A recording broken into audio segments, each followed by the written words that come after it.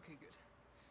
Hello everyone, and welcome to my first episode of whatever my show is called. I do not have a name for it yet, so if you think of something clever, I do like alliteration and puns. So if you think of something with one of those or both, please do send it.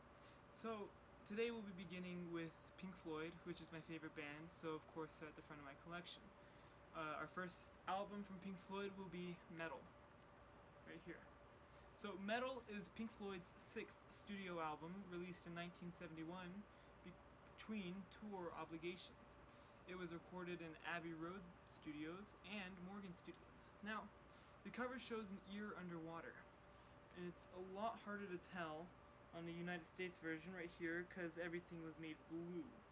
But on the UK version, the ear is a pinker color, and it's a lot easier to tell that it's an ear. It's still hard to tell though. So I'll be including a picture of the UK version for you to see the ear.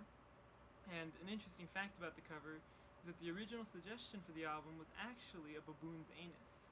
However, that was shot down, rightfully so I believe, by the band. The inside of the album has the band's lineup with Roger Waters, Nick Mason, David Gilmour, and Richard Wright. As you can probably tell from just a few times I've held up this record, you can see right here it's starting to come undone. The jacket is not actually faring too well. A lot of my records actually are like this because I buy most of my stuff thrift or secondhand. I use this website called Discogs a lot. If you like records, I would recommend checking it out. So a lot of these come secondhand, so they're not always in the best condition. So the jacket on this record has a F rating, fair.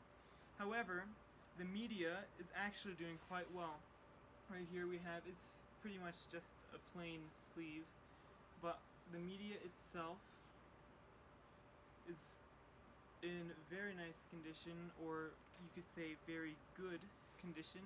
That's why I've given it a VG rating. Now, an interesting thing about this record is that they did not have much source material to work with.